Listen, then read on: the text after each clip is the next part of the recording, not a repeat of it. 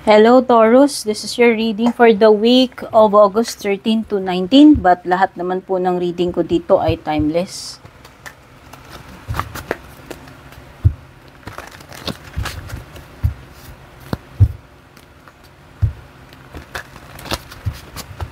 Overall energy mo this week.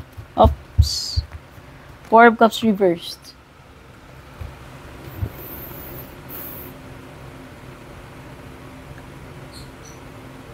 Okay, I think there is rejection. Merong offer for sure, may offer na paparating sa'yo, pero hindi ko alam kung tatanggihan mo ba ito, mag-hesitate ka, or maybe this is a period of contemplation for you, Taurus, ano man itong bagay na dapat mong pag-isipan muna ng mabuti, muni-muni. Or it could be na pwedeng this is an energy wherein nung una hindi interesado, tapos parang magbabago yung isip, magiging interesado, all of a sudden. Okay, in general yan, hindi ko alam kung sa career mo tumutuko yun, sa love life mo, o kung saan man.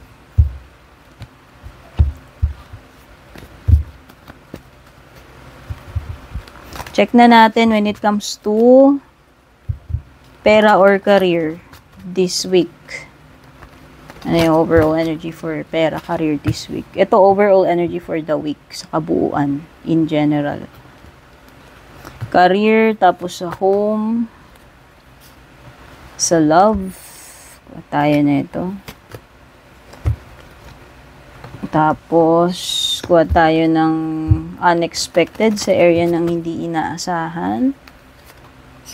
Tapos, sa good stuff or good news. Sa bottom ng deck, you have Queen of Pentacles. And, sige, mamaya na ibang cards.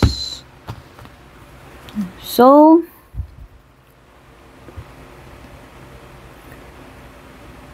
okay, meron talaga pagbabago ng isip. Supposed to be aalis na eh. Supposed to be merong gagawin dito, pero parang magbabago yung isip. Kagaya nung sinasabi ko rito. Pwedeng nung una hindi interesado, tapos biglang naging interesado.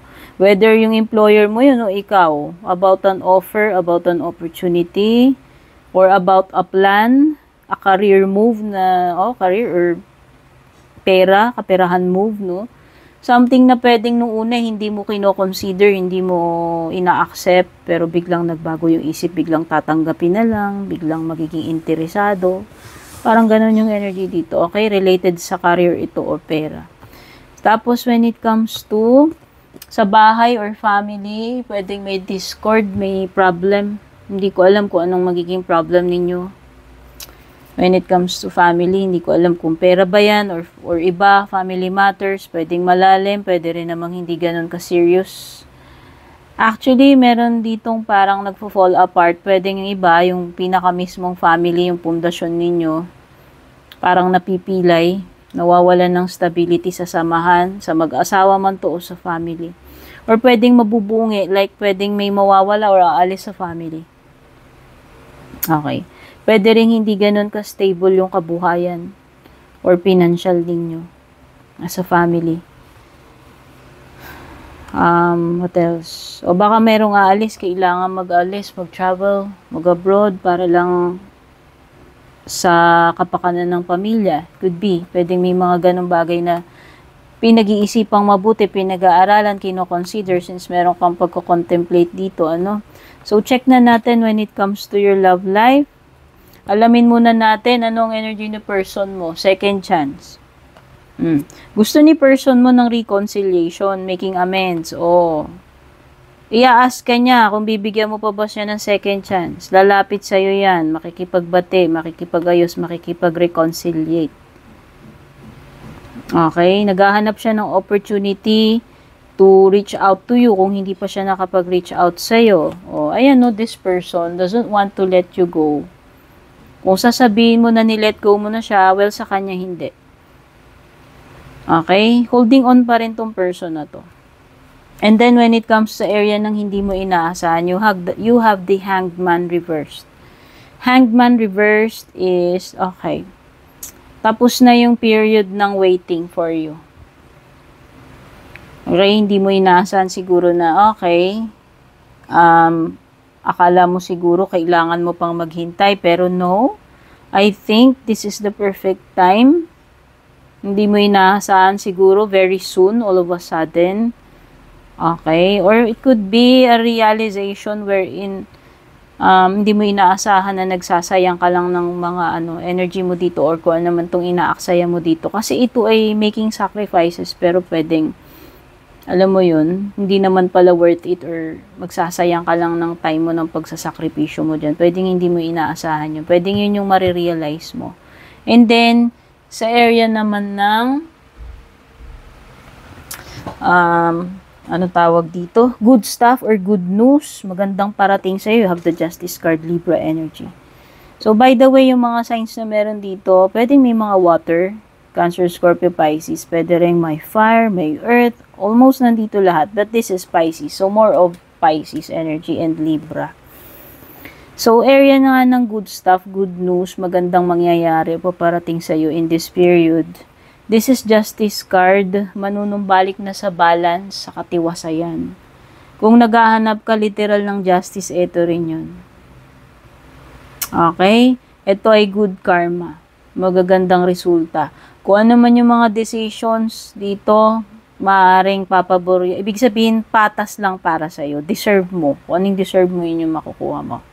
Pwedeng may mga legal matters, contracts. May mga legalities dito. Pwede rin ito ay major decision to make. Pwedeng mamimili ka between, ewan ko, dalawang panig eh. Okay? Basta, ano man ang mangyari, sa tingin ko, hindi, ito ay magiging fair para sa iyo. Ano man ang magiging outcome dito, decision man yan or what, no?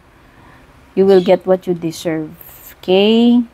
So, manunumbalik na yung balance dito. Kung meron mang something like na argabyado before, dehado, hindi patas. Okay. This is also the card of truth. So, if ever na nag-e-expect ka ng confirmation, truth, answers, pwedeng ito na rin yung indication nun. Ito na yung verdict eh.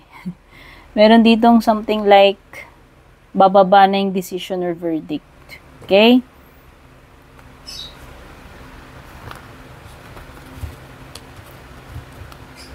Ano pa? Okay, this is a card ng self-sufficiency, independence. Muntik ko nang makalimutan sa bottom ng deck mo. I think you'll be fine. Kakayanin mo kasi si Queen of Pentacles does not rely on anybody. Kumikilos siya sa sarili niya eh. O baka naman yun yung advice for you. Okay? Tignan pa natin yung mga iba pang paparating for you this period or this week. Taurus.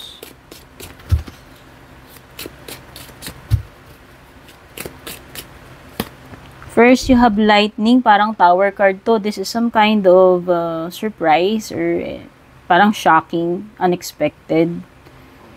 The jolt of lightning, may magugulat ka eh. Di ba? Parang ka nakuryente. So, parang wake up call din to. Something related sa anger mo, control your anger or emotions or you will be sorry. Pwedeng may mga consequences kasi ito card din ng consequences yan. So ano pa? Uy, wow! Meron something dito. Ini-wish mo about your family or family wish na matutupad.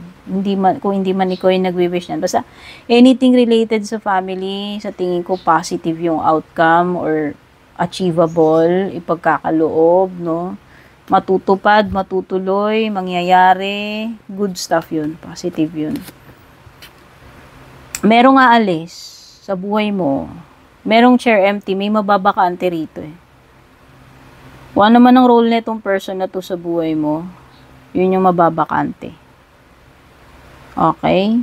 Or ewan ko, ikaw ba to? May plan ka bang umalis? Kasi parang may pag-alis dito, pag-abroad. Pwede rin naman itong pagre-resign, no? May mababakanting position eh. Whether ikaw yung aalis or ikaw ang mag-fill nung chair na yun, nung role na yun or position na yun.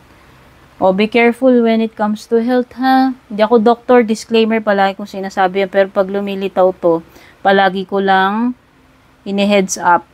alert when it comes to health. Magpa-check up po kayo. Ang doktor lamang ang makakapagbigay sa iyo ng professional advice when it comes to health. Ingpato, may mga contracts nga, legal matters, mga pinipirmahan, kasunduan, kontrata, or kung ano man yung mga papeles na yan. Okay? Check na natin ano pa yung additional messages or advice para sa inyo. Kung meron din kayong katanungan sa isip nyo, pwedeng masagot dito. Okay? Simpleng katanungan yung mga yes or no. Pwedeng yun. Okay? Tuwa tayong dalawa.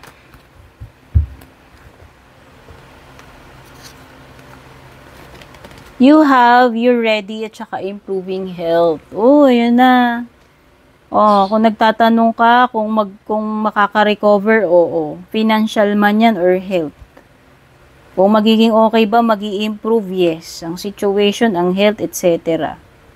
Tinatanong mo kung ito na ba yung tamang time, oo. You're ready daw. Oh, ayan. It seems na dito na yung mga answers na kailangan mo. Handa ka na para dito sa bagay na to, kaya wag mo nang i-second guess yung sarili mo. Okay? So, yan. All in all, mag-i-improve yung mga bagay-bagay kung hindi man ito about health, pero meron something dito about health. Okay? So, yan lamang ang mga messages na nakuha natin for this week. Thank you so much for dropping by to watch. Don't forget to subscribe, like, follow. Don't forget to leave a like, leave a comment, and pa-share. Malaking tulong po yung mga yan. Thank you sa mga nag-a-avail ng private reading, subscription, membership, mga nagpapadala ng stars. Super thanks. Regarding private reading, dumiretso kayo sa Nag-iisa official Purple Teen page. Yung may blue check sa kanan. Pag walang blue check sa kanan yung Purple Teen sa FB, hindi po ako yun. Kayo po ang mag-PM, hindi po ako mag-PPM sa inyo. Hindi ko po kaya add friend. Love you all. Take care. Babush.